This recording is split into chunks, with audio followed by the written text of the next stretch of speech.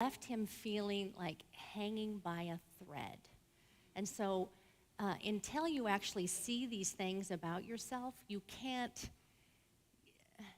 come into the marriage like with baggage back here, unless you have looked at, okay, this is how I approach life. I'm approaching life like everything's going to disappear. It's all going to go to hell in a handbag, and, that. So when I first started dating Dennis, he did not let me in. He did not trust me. I mean, really, he didn't just include me in things. So there came a point in our relationship, and I said, look, dude, if I'm staying, you got to let me in. And then, well, this is one thing I've learned. Whenever I point the finger at him, you have, three pointing back at you, right? So I had to look at how was I not letting him in, because I wanted that in my relationship, and anything I want, then I better start generating. So how did I start letting him in? And there was things I had to take care of on my end. And we might think of it as our individual stories that we brought into the marriage. Julie had her own stories from growing up, and I had one of my powerful stories is that women will leave you.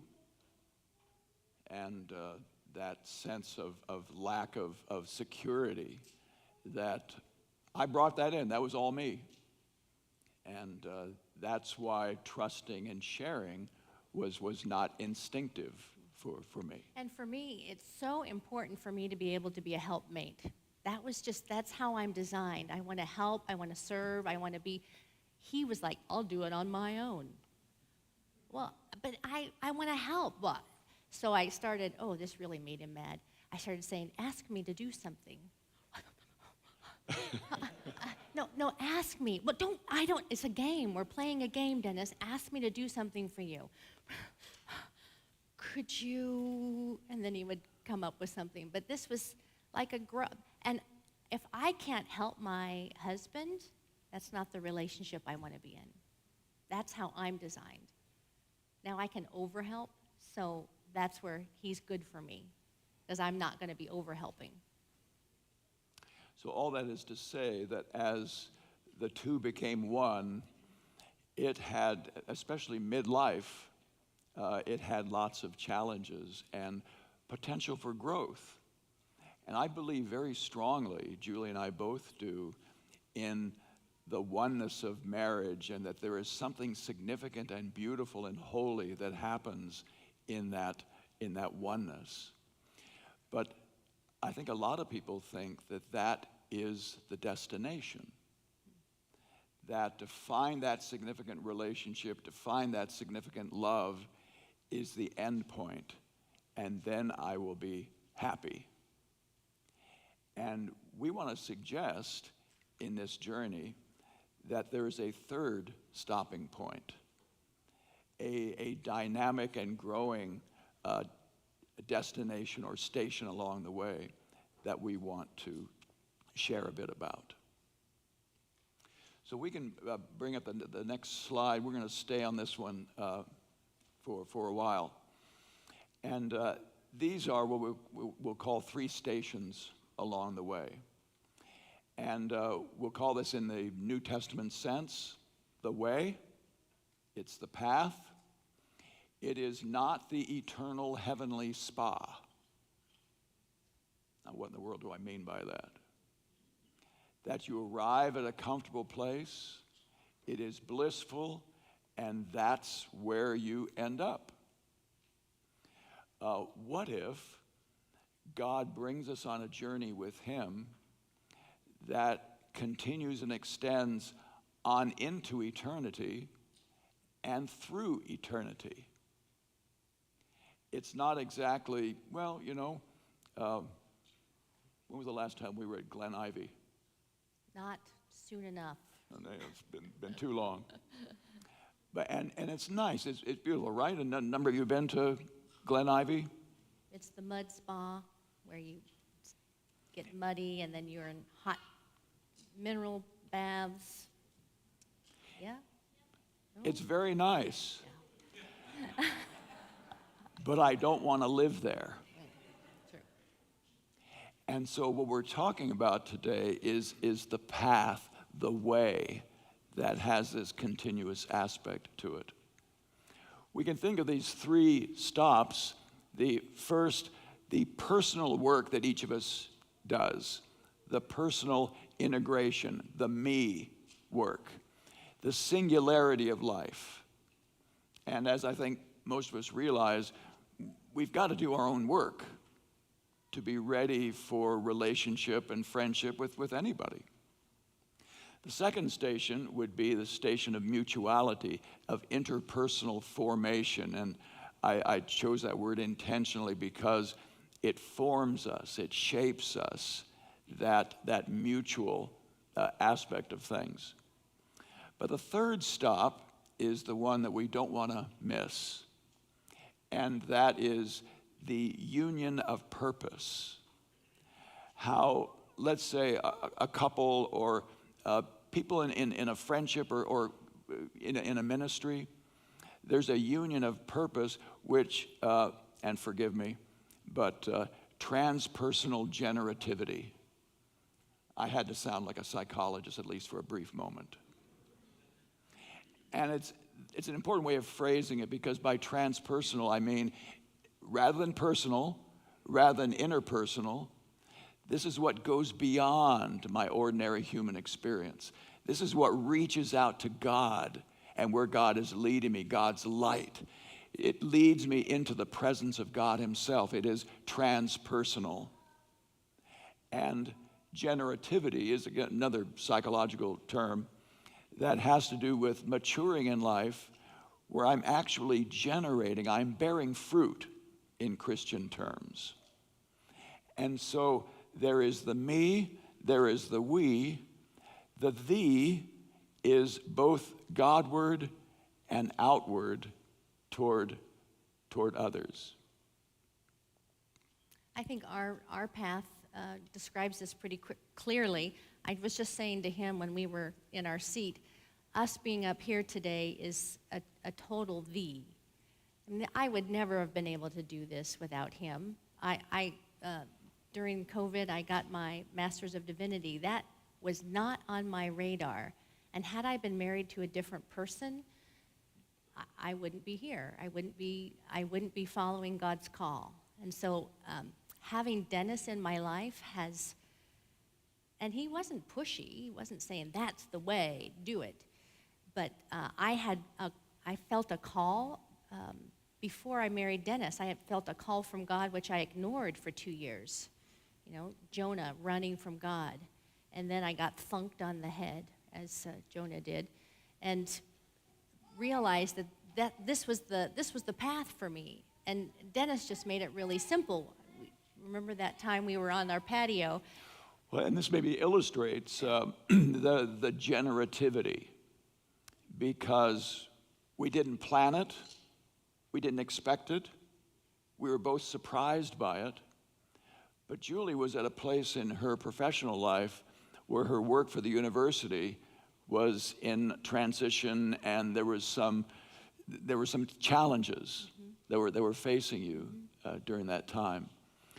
And we were sitting out on the patio talking about these things, like what's next, and the thought.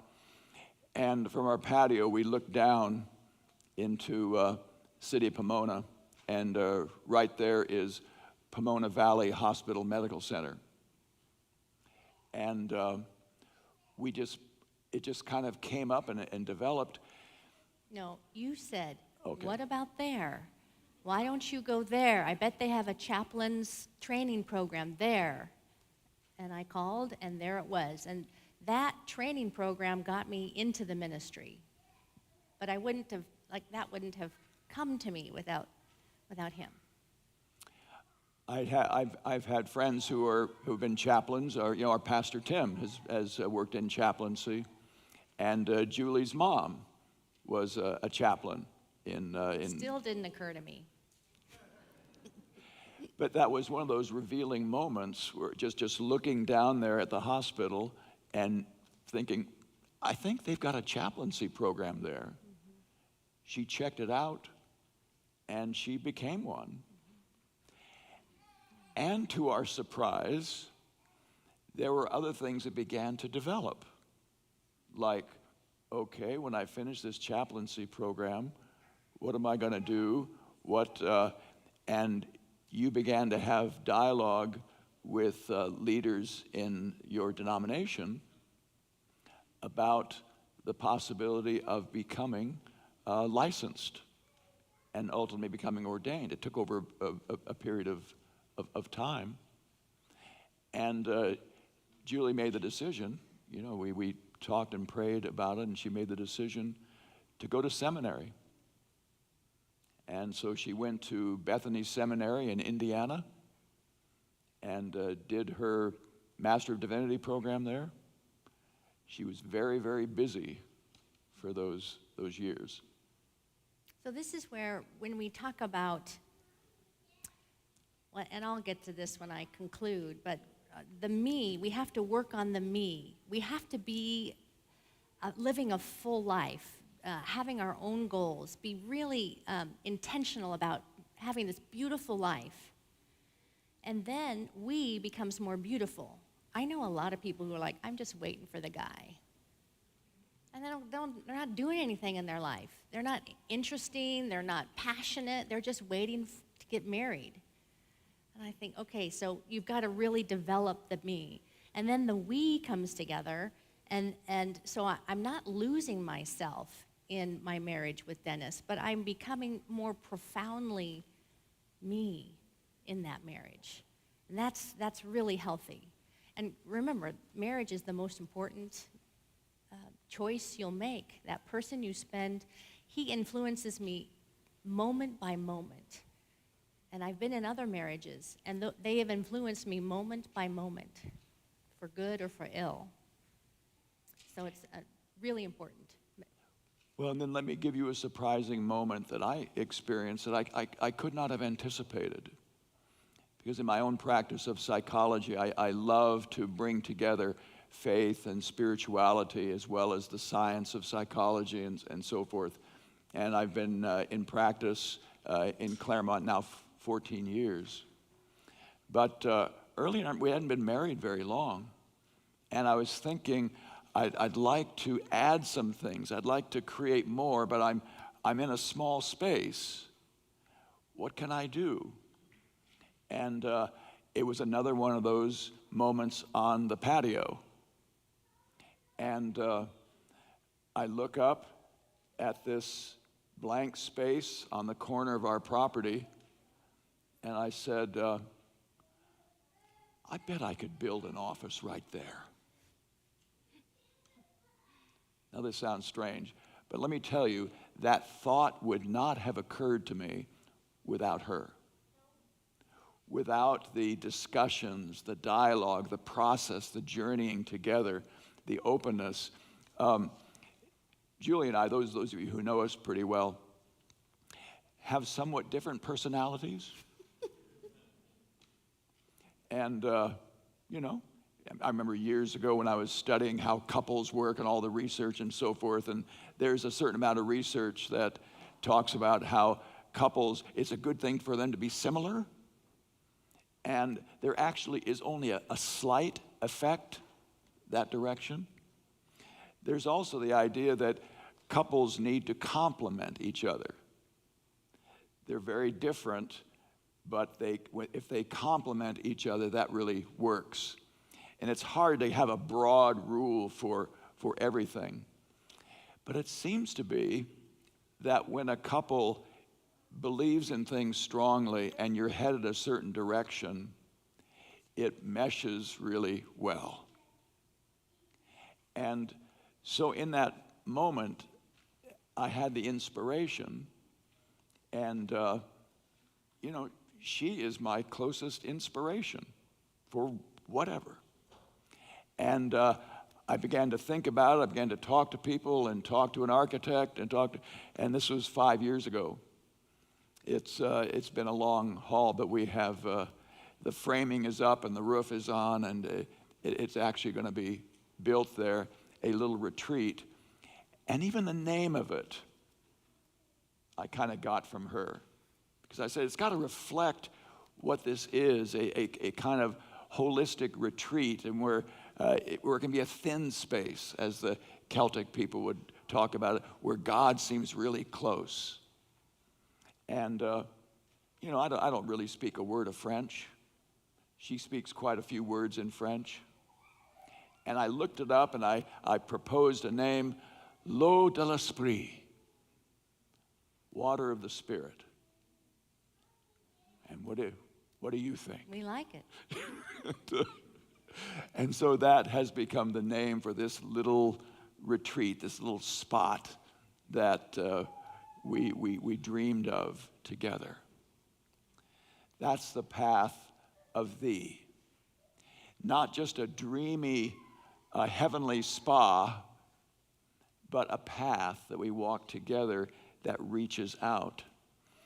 And Julie has been really inspirational to me in the way that you have become ignited inside for special challenges within the city of Pomona and the city of Laverne. Mm-hmm. Yeah. Moving to Pomona, I grew up in Laverne my whole life, which is if some of you know Laverne, it's a kind of a upper middle class white community.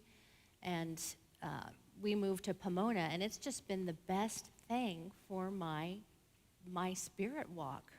I get to see God's gritty world every day, like the homeless guys that are in my park, and how do I handle them? When I first moved to Pomona, I just wanted those guys gone. I wanted them out of there. It's my park. And, I've had to bring myself to, okay, there's a reason, there's a symptom, there's a whole world around homelessness. And what can I do? Instead of complaining about it or pointing my fingers or just trying to get them out of there, what can I do about it? So, we're very active. Dennis is on a committee looking at public banking. How can we free up monies so the community good can actually go to the local bank and that money is available for the community to use? I'm working with restorative justice in the community. So it's been really good for us. And we would, neither of us would have moved to Pomona without each other. So it's really strange it's a mystery how God works in our lives. And it's interesting to me how the three dimensions, the three station stops work together, because the fact that Julia has such a heart for college students, for struggling people, for people who are forgotten and who are just having a difficult time, and the fact that she has that heart is very attracting to me. It totally works for her in her calling by God. It totally works for us in the bond that we feel together. So when I met Dennis, I lived in a house that I rented rooms out to local college girls. So I was the seventh. We were 7 women living in this house. I love having people in my house. And Dennis loves having people in his house. So we live in a house that has lots of people living in our house. And many people could not tolerate that. Occasionally I'll have one of my neighbors say, "How many people live in your house?" It's quite a few. What do we have now? 7 of us? Yep. And we absolutely love it. And we've had different people, students who've lived there for a time with us, and there is such a blessing. And, this is part of Julie's gift to me, is that she takes any space and makes it fun and joyful. In our kitchen, she put up a sign. This kitchen is made for dancing. And that's the spirit, the atmosphere that's there. So interesting, as he was speaking, talking about this new build, that it wouldn't have happened without me. I don't feel like I'm that influential with him. But here's a tiny story. the night before we got married, we had our families, his whole family and my whole family, come together to dinner at my house, at our house, 40 of us. And so here's Dennis's family up in this little room, and they're so quiet and well behaved. Personality differences? Yes, the whole family is sitting around the table, and someone's standing up with this phone, and he's like, and so nice, so nice. And then you look down in the other living room, and there's my family, like, yelling over each other and screaming and giving each other noogies. And I mean, it was like, and my friend, we were sitting right in the middle, and she's like, do you see Dennis's family? Do you see your family? Are you thinking this is going to work? But I think what it is I have enough boldness, I guess, and maybe wildness that gives him permission.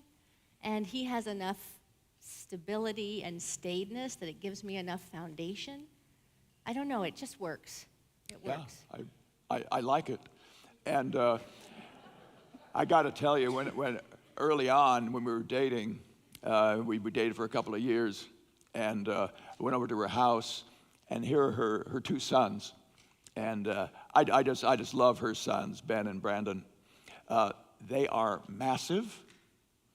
So think Dwayne Johnson, The Rock. That's her oldest son. 6'4" and 6'5".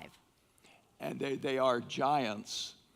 And they love each other, and they horseplay. And so I'm here over at her house, and they are wrestling and holding each other and slamming into the door jamb. The house is shuddering. They're adults. And they're still doing that. And I'm thinking, what is this? Am I up for this? Because I felt really puny by comparison.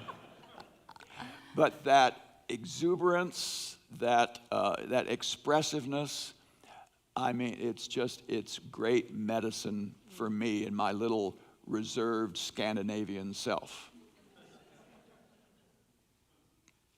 So, from me to we to thee. Should I bring it home, Dennis? Bring it home. So marriage is gloriously hard. It may be the hardest thing one attempts in life, although nothing can mature your character as marriage can. But what is the purpose of marriage?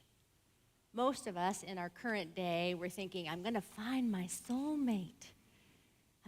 My twin flame. We're going to live happily ever after. But what would God say the purpose of marriage is? In Genesis, God sees that it wasn't good for us to be alone. So companionship is super important and a great benefit of marriage. A healthy marriage should be a refuge and a comfort from the world. Procreation, of course, children are a blessing, even if they're big and boisterous. God wants them raised in loving homes. In the Orthodox Church, matrimony is seen as a sacrament. So this is more than a divine sanction or a divine blessing. It's a sacrament. And what a sacrament implies is transformation and redemption. Marriage is God's most common, everyday tool for pruning and shaping the world for more of God's glory. Pruning and shaping, you say, that doesn't sound like living happily ever after. Perhaps the first order of business in marriage is to subordinate our individualism. What? I gotta be me? Well, yes, but in order to truly participate in a marriage, me must become we. This is the same thing you have to do in your relationship with God. You give God your whole life and say, God, we're a team. What are we going to do? And then you keep taking it back, right? This means you have to have your rugged American individualism take second or third or fourth place while you work at fully expressing your personhood within that partnership. Marriage is designed to civilize you and to destroy you. But that sounds like total annihilation. Well, you still get to be you, but in a grander and broader sense. What if your marriage was not just about you and not just for you? What if your marriage was to create the best rendition of you and your partner for God's purpose and mission to be brought to fruition for the world? My second marriage was the hardest 6 years I had ever had in my life. I kept saying yes to the painful lessons. I grew exponentially in that marriage. I learned to love the unlovable. I learned to be an unstoppable, loving wife in the face of an uncaring husband. That was the best marriage for Julie Wheeler, the human. Actually, it was the worst marriage for Julie Wheeler, the human, but the best marriage for Julie Wheeler, the God seeker. Because in that marriage, I had nothing to hold on to. I was so devastated that I had to reach for God. And I came back. That's where I came back to God, in that marriage. The you that is destroyed is the smaller self, your younger, your immature self. It cannot stand marriage because it can't stand not getting its own way. Thinks giving more than 50% is just not fair. It's just not fair. It cannot fathom the idea of self-denial and suffering. But if you let the lessons shape you, your self-centeredness will die a painful death, but the person who emerges is one of strength, duty, and generosity of spirit. They are capable of love, forgiveness, and intimacy. Perhaps the ultimate purpose of marriage is to reflect God's nature of love, sacrifice, and creativity in myself, for my spouse, and ultimately for the world. So here's to moving from me to we to thee. So our talk and our walk. Ready to take this on? So sometime this week, have this talk with the question, are we aware of God bringing us together for a purpose? Ask that important person, are we together for a person? What is the path that he's laid out for us? And talk about it and explore it. And then, as our walk, try out together a moment of venturing into generosity, helpfulness, sacrifice, and love. What would that be if we really moved together toward thee and toward thee?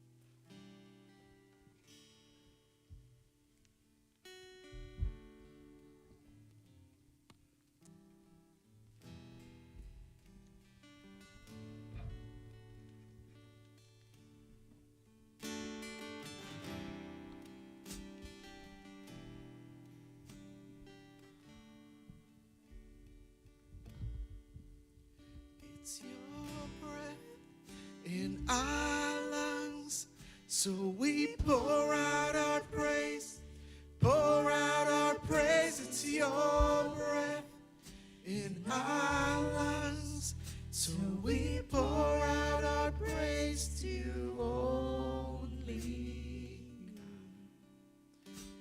Father God, we come before you as a church this morning.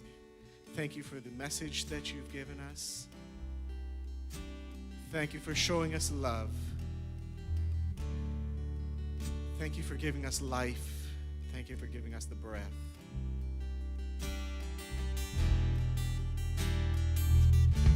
Let's sing It's Your Breath.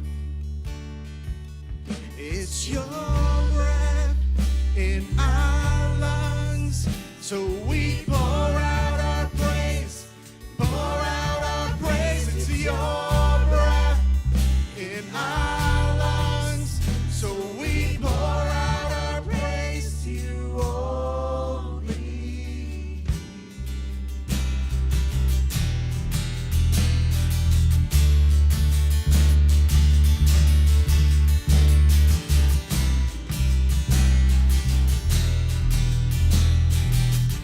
Come on, let's sing. You give life. You give life. You are love. You bring light to the darkness. You give hope. You restore every heart that is broken. Great are you, Lord.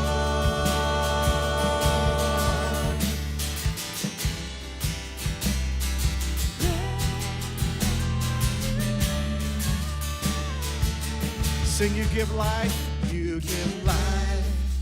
You are love. You bring light to the darkness. You bring hope.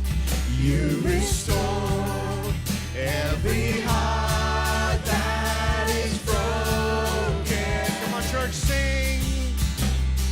Great are you, Lord. It's your breath. It's your breath in our lungs. So we pour out our praise. Pour out our praise. It's your breath in our lungs. So we pour out our praise to you only.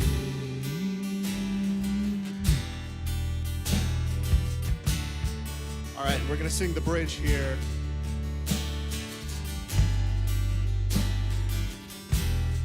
I want to hear the church sing. Let's sing. And all the earth will shout your praise. Our hearts will cry, these bones will sing. Great are you, Lord. You remember that, right? Let's sing it again. Come on. All the earth will shout your praise. Our hearts will cry, these bones will sing. Great are you, Lord. Come on, let's sing it again. All the earth will shout your praise. Our hearts will cry, these bones will sing. Great are you, Lord. One more time, all the earth will shout your praise.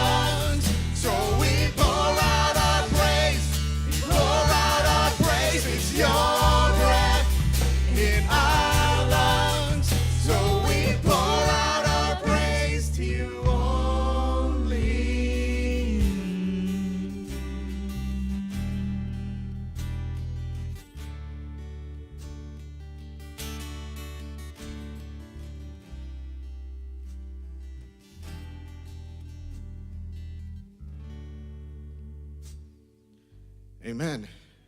Have a happy Sabbath. Have a good day, a good week. See ya.